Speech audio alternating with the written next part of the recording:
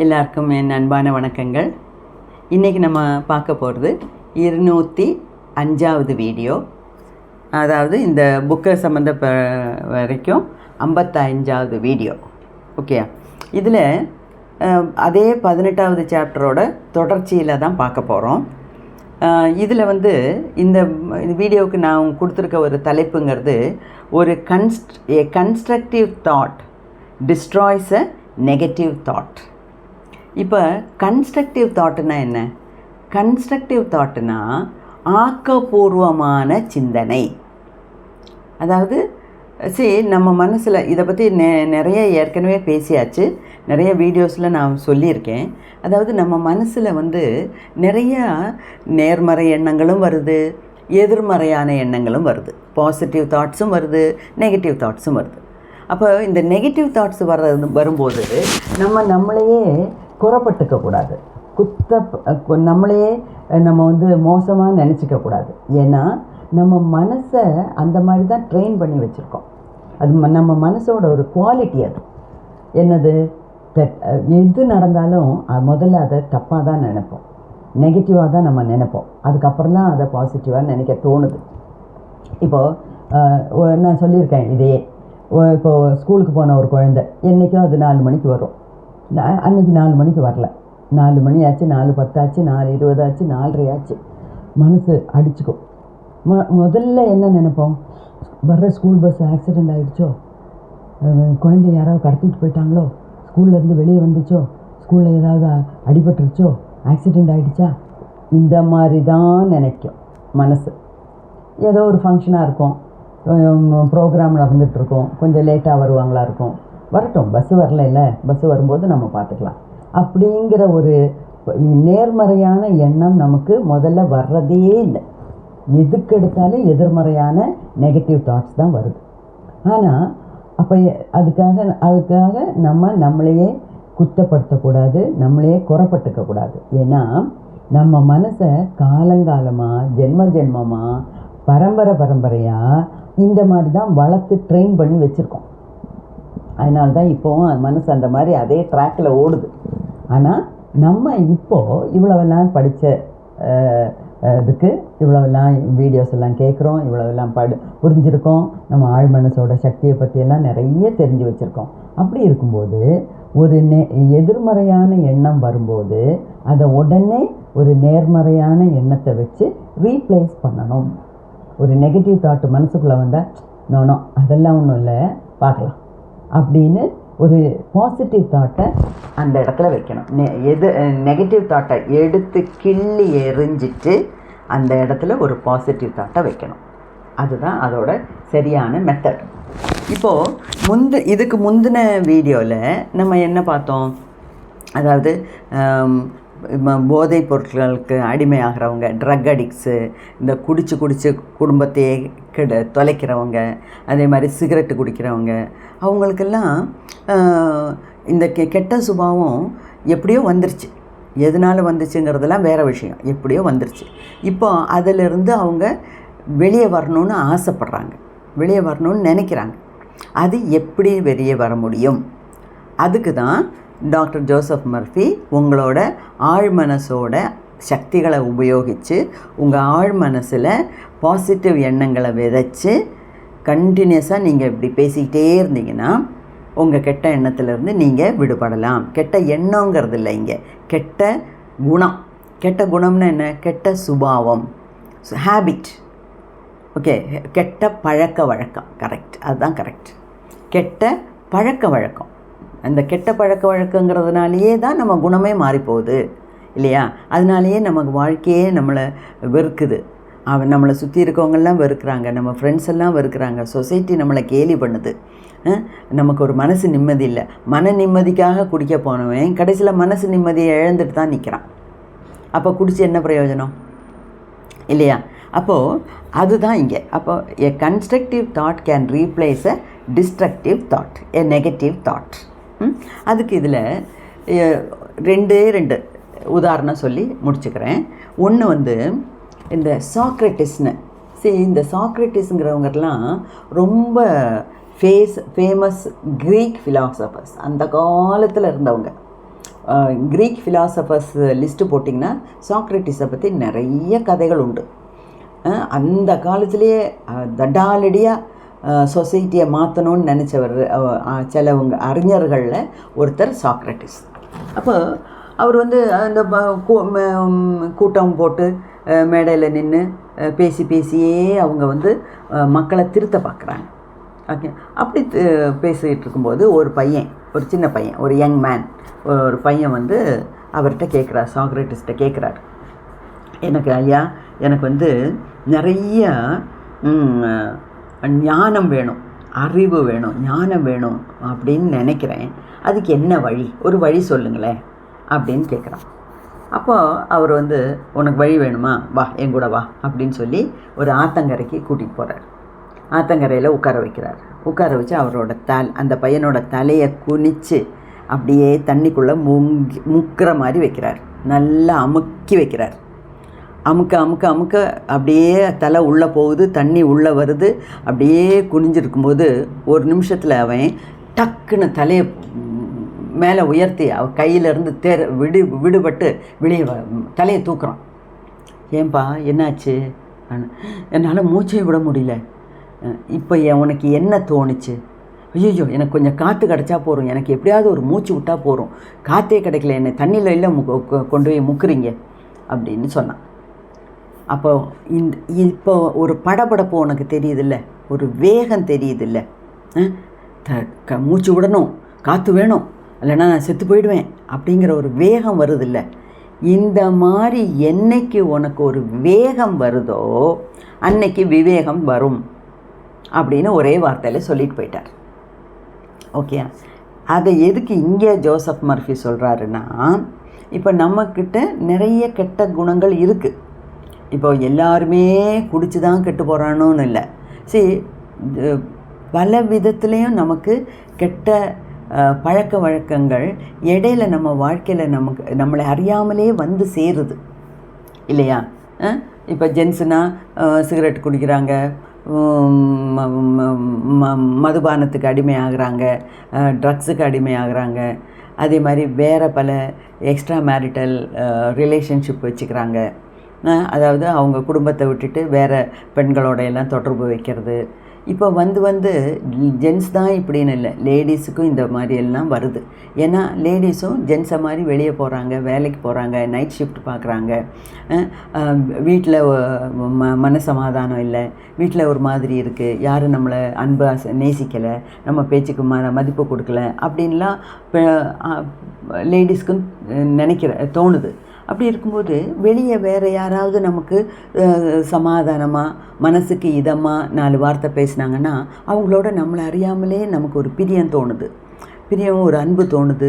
பரவாயில்லையே, இவர் இவ்வளோ நல்ல அந்த ஆள் ஒய்ஃபுக்கிட்ட எப்படி பேசுகிறாருன்னு வீட்டில் போய் பார்த்தா தான் தெரியும். ஆனால் வெளியே இருக்க லேடிஸுக்கிட்ட குழஞ்சு ரொம்ப சந்தோஷமாக நல்லதாக பேசுகிறாரு. அப்போது இந்த அம்மாவுக்கு தெரியாமலே அந்த ஆளுக்கிட்ட ஒரு ஈர்ப்பு சக்தி, ஒரு அட்ராக்ஷன் தோணுது. அப்போ இதெல்லாம் தப்பான விஷயங்கள். இதை ஒரு நாள் நம்ம சரின்னு சொல்ல முடியாது. இதெல்லாம் நம்ம சொசைட்டிக்கு ஒத்து வர்ற விஷயமே கிடையாது. அப்போது இந்த மாதிரியெல்லாம் கெட்ட பழக்க வழக்கங்களில் நம்ம போய் விழுந்துட்டோன்னா அப்புறம் அதிலேருந்து வெளியே மீண்டு வர்றது ரொம்ப கஷ்டம். ஆனால் இந்த மாதிரி இந்த மென்டல் பிளாக்ஸ்லேருந்து, இந்த மாதிரி கெட்ட பேட் ஹேபிட்ஸ்லேருந்து, கெட்ட பழக்க வழக்கங்கள்லேருந்தெல்லாம் நம்மளால் வெளியே வர முடியும். அதுக்கு ஜோசப் மர்ஃபி சொல்கிற ஒரு நல்ல விஷயம் என்னென்னா, இதெல்லாம் உங்களுக்கு வாழ்க்கையில் பாதியில் தானே வந்தது, இடையிலே போயிடும், அதனால் கவலைப்படாதீங்க. ஆனால் எப்படி அந்த ஒரு ஆளை தண்ணிக்குள்ளே முக்கும்போது எப்படி ஒரு வேகம் வருது, எனக்கு தலையை தூக்கணும், எனக்கு சுவாசம் வேணும், அது காற்று வேணும் அப்படின்னு எப்போ நம்ம படபடன்னு ஒரு வேகத்தோடு சிந்திக்கிறோமோ அதே மாதிரி இந்த கெட்ட பழக்கத்துலேருந்து நான் விடுபடணும்.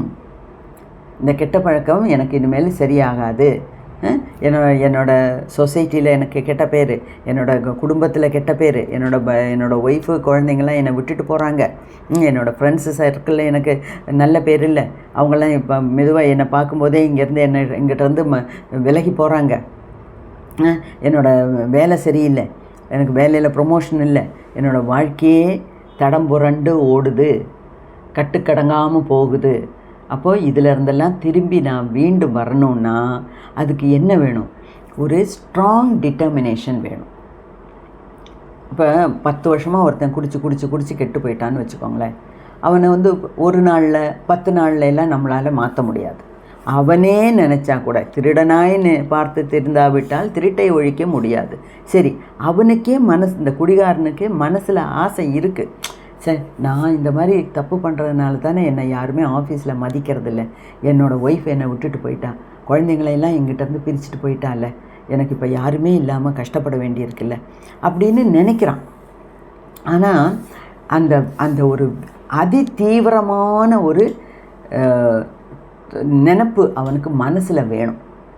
எப்படி தண்ணியில் முங்குறவன், தண்ணியில் முழுகிட்டு இருக்கவன் வாழ்க்கைக்காக போராடுறான், சுவாசத்துக்காக போராடுறான், காற்றுக்காக ஏங்கி தவிக்கிறான்.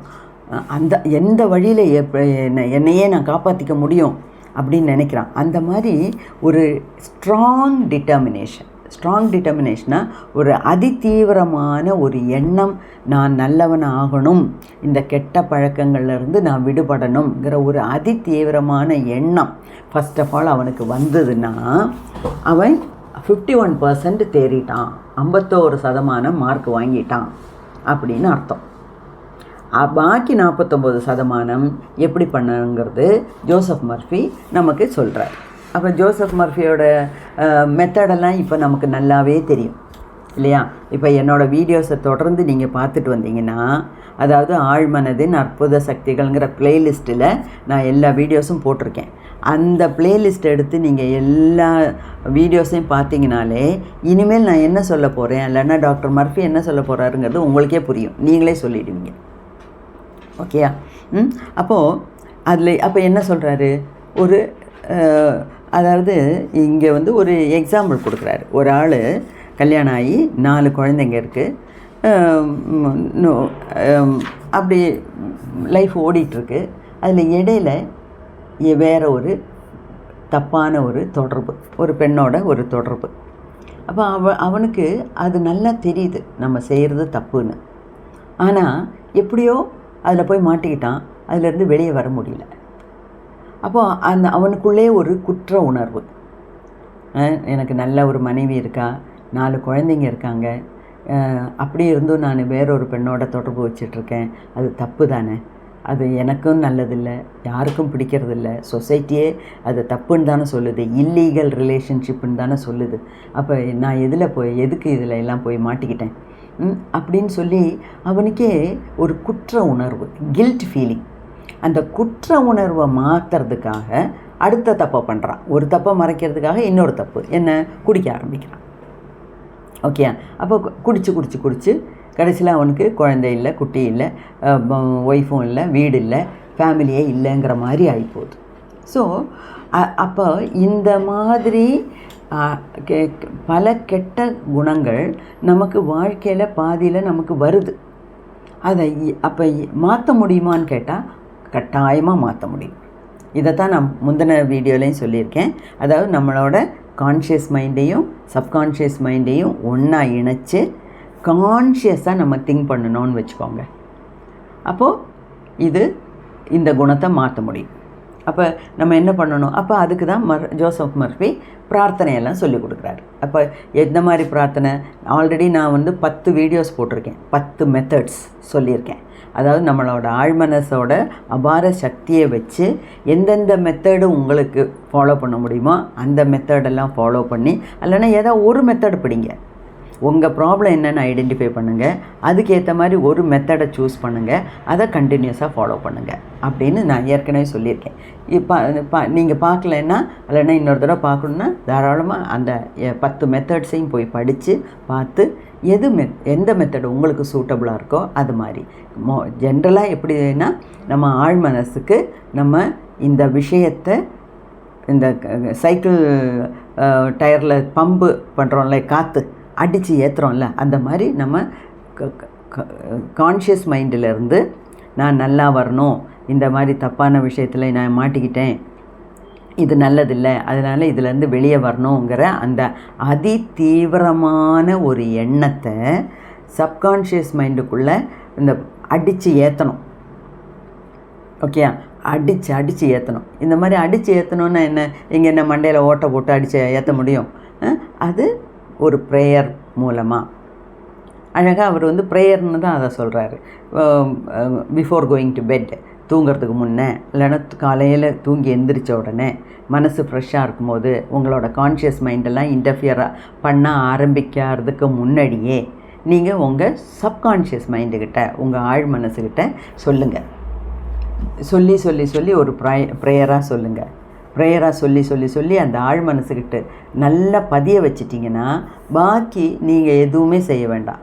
அந்த மாதிரி தானாகவே அந்த உங்களோட ஆழ் மனசு அதுக்கேற்ற மாதிரி சிச்சுவேஷன்ஸை மாற்றி கொண்டு வரும். எப்படியோ அந்த கெட்ட பழக்க வழக்கத்துலேருந்து உங்களால் வெளியே வர முடியும் அப்படின்னு சொல்கிறார்.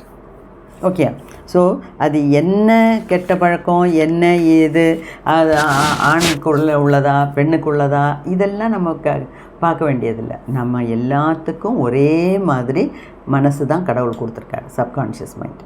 அதை வச்சு நம்ம அதை பிரயோஜனப்படுத்தி நமக்கு ஏதாவது கெட்ட குணங்கள் இருந்தால் கூட அதிலிருந்து விடுபட முடியும், திருப்பி நமக்கு ஒரு நல்ல வாழ்க்கை வாழ முடியும் அப்படின்னு நமக்கு அட்வைஸ் பண்ணுறாரு, சஜஷன்ஸ் கொடுக்குறாரு, பிரார்த்தனையெல்லாம் சொல்லி கொடுக்குறாரு. அதெல்லாம் உங்களுக்கு ஏற்கனவே நான் சொல்லியிருக்கறதுனால திருப்பி இதெல்லாம் சொல்லலை. அப்போது இதெல்லாம் கேட்டு அதவா கேட்குறவங்களுக்குள்ள ஏதாவது கெட்ட லிமிட்டிங் பிலீவ்ஸ் இருந்ததுன்னா, அதாவது மென்டல் பிளாக் இருந்ததுன்னா, இல்லைன்னா கெட்ட பழக்க வழக்கங்கள் இருந்ததுன்னா அதையெல்லாம் மாற்றி நம்மளும் நல்ல ஒரு மனுஷனாக சொசைட்டி மதிக்கிற மாதிரி நமக்கு ஃப்ரெண்ட்ஸு, குடும்பம், சுற்றத்தார், உறவினர்கள் எல்லாரும் நம்மளை மதிக்கிற மாதிரி அழகான ஒரு வாழ்க்கையை வாழ்ந்துட்டு போகலாம். ஓகே, அதுதான் இங்கே நமக்கு வேண்டியது. நற்பவி நற்பவி நற்பவி.